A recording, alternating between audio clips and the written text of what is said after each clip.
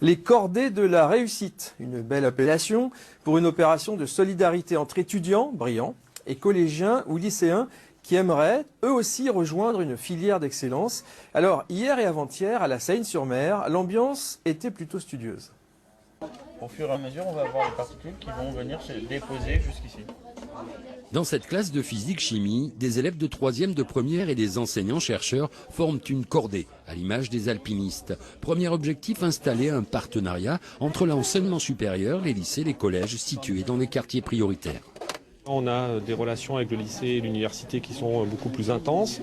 On arrive aussi à suivre les étudiants de la cordée, à les conseiller, à leur proposer des stages quand c'est possible. Et surtout, ça les motive pour continuer. Après, on leur montre un petit peu ce qu'on peut faire quand on fait des études supérieures. Autre objectif, susciter l'envie, mieux faire connaître les différentes filières du 3e cycle.